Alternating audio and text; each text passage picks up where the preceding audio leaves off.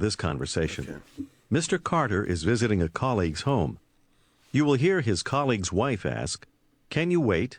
Ông có thể chờ không? Ông có thể chờ Hãy không? nghe. Chào ông.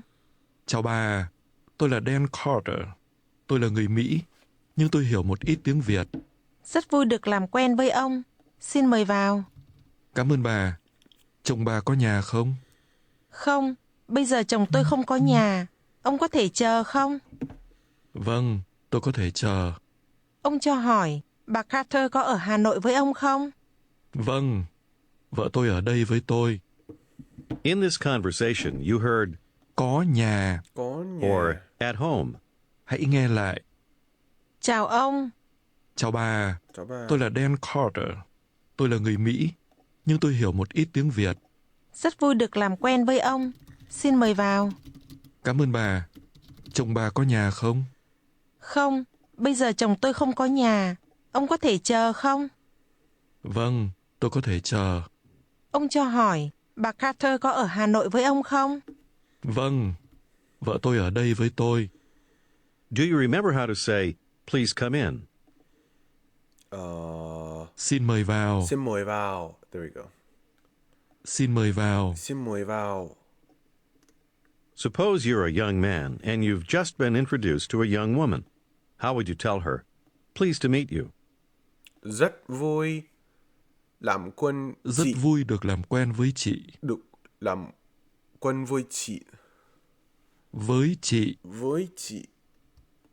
Được làm quen. Được làm quen.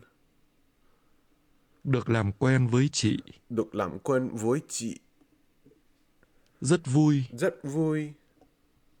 Rất vui được làm quen với chị. Rất vui được làm quen. Được Did your làm quen tones với chị. sound like the speakers? Listen and repeat for practice. Rất vui được làm quen với chị. Rất làm được. Rất vui được làm quen với chị. That's if you're addressing a young woman. How would she say, "Pleased to meet you," to a young man? Rất vui được làm quen với Rất vui được làm quen với anh. anh. Rất vui được làm quen với anh. Rất làm vui được. Say, "My wife." Rất rất vui được. Okay. Vợ tôi. Vợ tôi. Vợ. Vợ. Vợ tôi. Vợ tôi. How would she say to you, "Your wife"? Vợ anh. Vợ anh. How would she ask where your wife is? Vợ anh ở đâu? Vợ anh ở đâu? Vợ anh ở đâu? Vợ anh ở đâu? Do you remember how to say, "In America"? Ở Mỹ. Ở Mỹ. Referring to your young wife, she asks, "Is she in America?" Chị ấy có ở Mỹ không? Chị ở Mỹ không? Chị ấy. Chị ấy.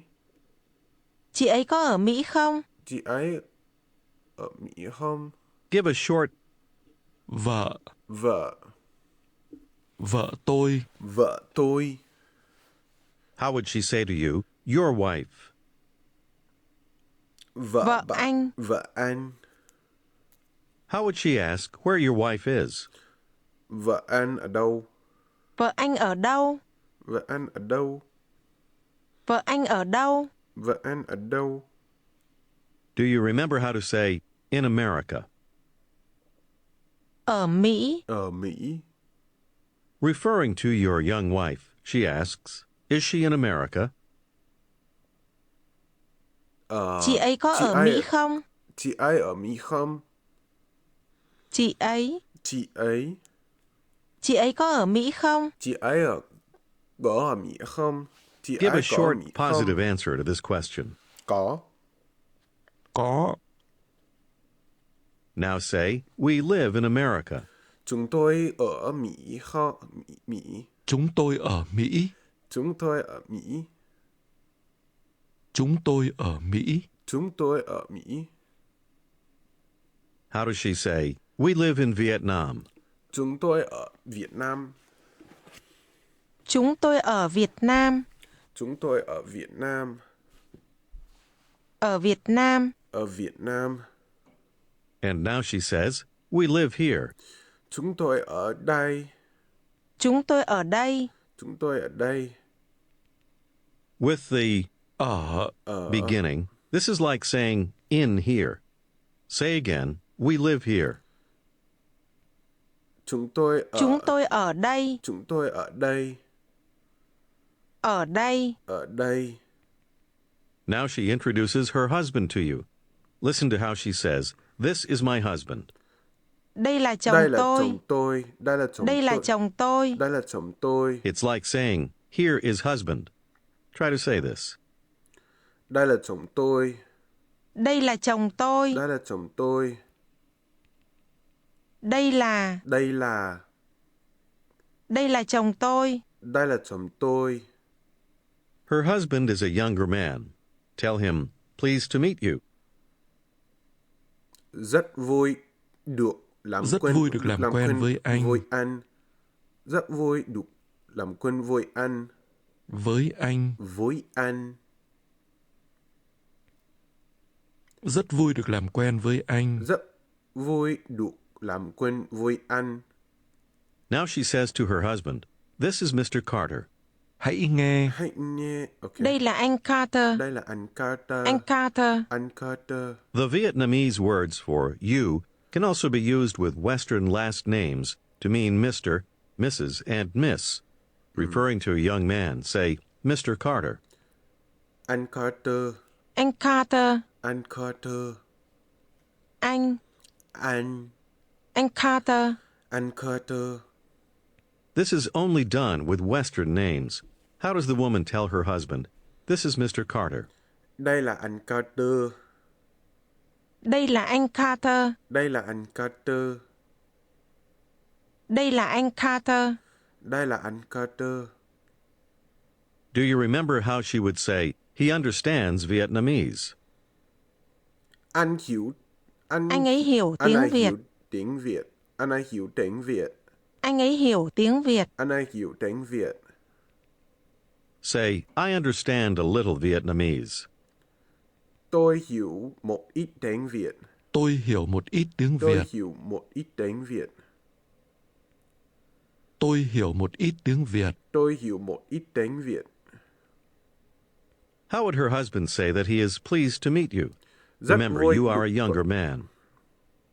Rất vui được làm quen anh. Rất vui được làm quen với anh. Với anh. Rất vui Rất được vui làm được quen làm với quen anh. với anh. Rất vui được làm quen với You anh. want to ask the couple how many children they have. Hãy nghe. Hãy nghe. Anh chị được Anh mấy chị cháu? Anh chị. Anh chị. Referring to a younger couple, try to ask, do you have? Use the word that means to have children. Okay. Anh chị Anh được. chị được. Anh chị được. Anh chị. Anh chị được. Now ask the young man and woman again, do you have? Anh chị có. Anh chị được. Anh chị được. Được. Được. Ask them, how many children do you have? Anh chị được. Anh chị được mấy cháu? Mấy cháu. Anh chị được mấy cháu. Mấy cháu? Mấy cháu. Anh chị được mấy cháu? Anh chị được mấy cháu. How would the woman say, we have 3 children? Anh chị được 3 cháu. Chúng tôi được 3 cháu. Chúng tôi được 3 cháu. 3 cháu. 3 cháu. Referring to children, she says again, we have. Chúng tôi được. Chúng tôi được. That's if you're talking about children. How would you say, we have, referring to an object? Okay. Chúng tôi có. Chúng tôi có. Có. Có. Chúng tôi có. Chúng tôi có. And now say, my husband has. Be careful with the tones. Chồng tôi Chúng tôi có. có. Chồng. Chồng. Chồng tôi. chồng tôi, Chồng tôi có. chồng tôi có. My husband has 68,000 dong. Chồng tôi có Chồng tôi có 68.000 đồng. 68.000 đồng. 68. 68. Chồng tôi có 68.000 đồng. Chồng tôi có 60. Now it's another day. Suppose you're Daniel Carter, an older American man, and you're visiting a Vietnamese colleague and her husband. You knock on the door, and your colleague says, "Please come in." Xin mời vào. Xin mời vào. Xin mời vào. Xin mời vào. Listen to how she might greet you. Chào ông Carter. Chào ông Carter. Chào ông Carter. Chào ông Carter. Referring to a young man, do you remember how to say, Mr. Carter? Chào ông Anh Carter. Anh Carter. And how would you say, Mr. Carter, referring to an older man? Ông Carter. Ông Carter. Ông Carter. Now she says, "Hello, Mr. Carter. Remember, you are older." Chào ông Chào ông Carter. Carter. Chào ông Carter. Chào ông Carter. Chào ông Carter. How would you say hello to the young couple together? Chào anh chị. Chào anh chị. Chào anh chị. Chào anh chị. She introduces her husband to you, saying, "This is my husband." Đây là chồng tôi. Đây là chồng tôi. Đây là chồng tôi. Đây. Đây. Đây là chồng tôi. Đây là chồng tôi. Tell the younger man, "Pleased to meet you." Rất vui được làm quen với Rất anh. vui được làm quen với anh. Rất vui được làm quen với anh. Rất vui được làm quen với anh. Rất vui được làm quen với anh. How does she tell her husband, "This is Mr. Carter"? Đây là ông Carter. Đây là ông Carter. Đây là ông Carter. How does her husband tell you, "Pleased to meet you"? Rất vui được làm quen với anh. Rất vui được làm quen với ông. Ông. Với ông. Với ông. Rất vui được làm quen với ông. Rất vui được làm quen với ông. Ask the young couple, "How many children do you have?" Anh chị được Anh mấy chị cháu? được mấy cháu? Mấy cháu. Anh chị được mấy cháu? Anh chị được mấy cháu? She says, "We have 3 children." Chúng tôi được 3 cháu. 3 cháu. 3 cháu. 3 cháu. How does she ask where your wife is? Vợ ông ở đâu? Vợ ông ở đâu? Vợ ông. Vợ ông. Vợ ông ở đâu? Vợ ông ở đâu? Is she in America? Hãy nghe. Bà ấy có ở Mỹ không? Bà ấy có ở Mỹ không? Bà ấy Referring có ở to Mỹ your wife, không? an older woman, she asks, "Is she in America?" Bà ấy ở Mỹ không? Bà ấy có ở Mỹ không? Bà ấy có ở Mỹ không? Có. Có Ở Mỹ Mỹ không? không? Có ở Mỹ không? Bà ấy có ở Mỹ không? Ở Mỹ không? Bà ấy có In ở Mỹ Vietnamese, không? you do not use he or she to refer to your own family members. Answer, "Yes, my wife is in America." Vâng. Vợ Có. Vợ tôi ở tôi Mỹ. ở Mỹ. Có. Vợ tôi ở Mỹ. ở Mỹ. And now say, "We live in America." Chúng tôi ở Mỹ. Chúng tôi ở Mỹ. Chúng tôi ở Mỹ. Chúng tôi ở Mỹ. Chúng tôi ở Mỹ. Referring to you and your older wife, she asks, "How many children do you have?" Ông bà được Ông mấy bà được mấy cháu? cháu? Ông bà mấy Ông ông bà, bà có được ông bà được mấy cháu? mấy cháu? How would you tell her? We have two children. Ông bà có hai cháu. Chúng tôi được Chúng tôi hai được hai cháu. cháu.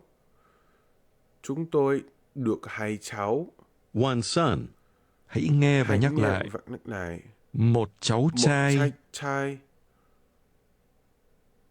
Trai. Trai. Trai. Trai. Cháu. Cháu. Cháu trai. Cháu trai. Cháu trai. Cháu trai. Son is pronounced with rising and mid-level tones. Cháu trai. Cháu trai. Say again, one son. Một cháu Một cháu trai. trai. Cháu trai. Cháu trai. Một cháu Một trai. cháu trai. Referring to you and your wife, she asks, how many children do you have? Ông bà được mấy? Ông bà được mấy cháu? Mấy cháu, mấy cháu, mấy cháu, mấy cháu. There you go. Ông bà, Ông bà được mấy cháu? Say again, son. It's like saying child male. Cháu trai. Cháu trai. Cháu trai. Cháu trai. Now say, we have one son. Ông bà Chúng tôi được chúng một tôi cháu được trai. một cháu trai. Chúng tôi được. Chúng tôi được Chúng một tôi cháu được trai. một cháu trai. And one daughter. Hãy nghe và nhắc lại. Và một Và cháu một gái. cháu gái. Gái. Gái. Gái. Gái. Cháu gái. Cháu gái. This is pronounced with two rising tones. Cháu gái. Cháu gái. Say again, daughter, or child female. Cháu gái. Cháu gái. Gái. Gái. Cháu gái. Cháu gái. And now say again, son. Cháu trai. Cháu trai. Trai. Trai. Cháu trai. Cháu trai. Say again, we have two children. Chúng tôi Chúng được tôi hai được cháu. hai cháu. Say, one son. Một cháu trai. Một cháu trai. Cháu trai. Cháu trai. And one daughter. Một con gái. Và một cháu gái. Cháu gái. Và một cháu gái. Cháu gái. Cháu gái. You want to say, my son is already grown up. Hãy nghe. Cháu trai lớn rồi. Lớn rồi. Cháu trai lớn rồi. Cháu trai lớn rồi. Here, my is understood from the context. So you say literally, son big already. First, the word big. Hãy nghe và Hãy nhắc nghe lại. và nhắc lại. Lớn. Lớn. Lớn. Lớn. Lớn. Lớn. This word is pronounced with a rising tone. Lớn. Lớn. Say again, big. Lớn. Lớn. Lớn. And how do you ask, what time is it now? Or literally, Bây giờ now mấy how giờ many rồi? hours already? Bây giờ mấy giờ rồi? Bây giờ mấy giờ rồi? Bây giờ mấy giờ rồi? Rồi. Rồi. Rồi. Rồi. Already is pronounced with a falling tone. Rồi. Rồi. Now say grown up or big already. Rồi. Lớn rồi. Lớn rồi. Lớn rồi. Lớn rồi. Say, my son is already grown up. Cháu cháu trai trai lớn lớn rồi. rồi. Cháu trai Cháu lớn trai rồi. lớn rồi. Did your tones match the speakers? Listen and repeat for practice. Cháu trai Cháu lớn trai rồi. lớn rồi. Cháu trai lớn rồi. Cháu trai lớn rồi. And now try to say, my daughter is already grown up. Cháu gái lớn rồi. Cháu gái lớn rồi. Cháu gái lớn rồi. Cháu gái. Cháu gái. Suppose you want to say, my daughter is still little. Hãy nghe và nhắc lại. Cháu gái còn nhỏ. Cháu gái còn nhỏ. Nhỏ. Nhỏ. Nhỏ. Nhỏ.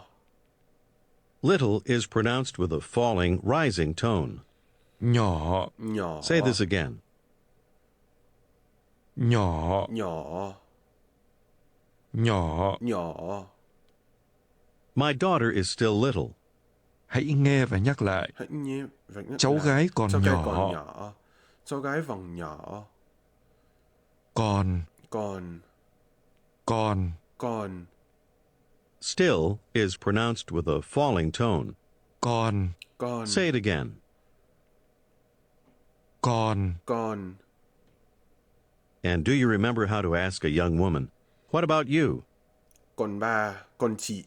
Còn chị. Còn chị. Còn. Còn. Còn chị. Còn chị. Still and what about are the same in Vietnamese. Say, my daughter is still little. Cháu gái. Cháu gái còn nhỏ. Còn nhỏ. Cháu gái còn nhỏ. Nhỏ. Nhỏ. Cháu gái còn nhỏ. Cháu gái còn nhỏ. Try to ask, what about your son? Your will be understood. Con cháu. Còn cháu trai. Con cháu trai. Cháu trai. Cháu trai. Còn cháu trai. Con cháu trai. Referring to a younger man, ask, where is he? Anh ấy ở Anh này ở đâu? đâu? Anh ấy. Anh ấy. Anh ấy ở đâu? Anh ấy ở đâu? Try to say, my son is in Vietnam with me. Anh ấy ở Việt Nam. Cháu trai ở Cháu Việt trai Nam ở với Việt tôi. Nam với tôi. Cháu trai ở Việt Cháu Nam trai với Việt tôi. Nam với tôi. Now say, my son is already grown up. Cháu trai. Cháu trai lớn rồi. Cháu trai lớn rồi.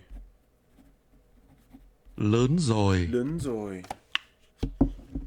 But my daughter is still little. Nhưng cháu gái cháu còn gái nhỏ. còn nhỏ. Nhỏ. Nhỏ. Cháu gái còn nhỏ. Cháu gái còn nhỏ. Now it's another day. You are an older American named Mr. Carter, and you're visiting a colleague. You knock on the door, and your colleague says, please come in. Xin mời vào. Xin mời vào. Xin mời vào. Xin mời vào. How does she say, hello, Mr. Carter? Chào ông Chào Carter. ông Carter. Chào ông Carter. Chào ông Carter. Now she says, this is my husband. Đây là chồng Đây là tôi. chồng tôi. Đây. Đây. Đây là chồng tôi. Đây là chồng tôi. Tell the young man, pleased to meet you. Rất vui được làm quen với anh. Rất vui được làm quen với anh. Rất vui được làm quen với anh. Rất vui được làm quen với anh. Referring to you and your wife, she asks, how many children do you have? Ông bà được mấy cháu? mấy cháu? Ông bà. Ông bà. Say, we have one son. Ông bà có. Chúng tôi được Chúng một tôi cháu được trai. một cháu trai. Một cháu trai. Một cháu trai. And one daughter. Và một cháu Và gái. một cháu gái. Và một cháu gái. Và một cháu gái. Say, our son is already grown up. Cháu trai lớn Cháu trai rồi. lớn rồi. Cháu trai lớn rồi. Cháu trai lớn rồi. Referring to your son, she asks, where is he? Anh ấy ở Anh đâu? này ở đâu? Anh ấy ở đâu? Anh này ở đâu? Is he in America? Remember the question words. Anh ấy có Anh ở này Mỹ có không? ở Mỹ không? Anh ấy có ở Mỹ không? Anh này có ở Mỹ không? Tell the woman, our son is in Vietnam with me. Cháu trai của Cháu trai ở Việt ở Nam Việt với Nam tôi. với tôi. Cháu trai ở Việt Nam với tôi. She asks, what about your daughter? Còn cháu Con gái? cháu cái. Còn. Còn. Còn cháu gái? Con cháu gái. How would she ask? Is she here? Be careful. It's a yes-no question. Chị ấy có ở Chị đây ấy không? có ở đây không? Chị ấy có ở đây không? Chị gái ở đây không? Try to tell her, our daughter is still little. Chị ấy lớn nhỏ. Cháu gái còn nhỏ. Cháu cái còn nhỏ. Còn nhỏ. Còn nhỏ. Our daughter is still in America.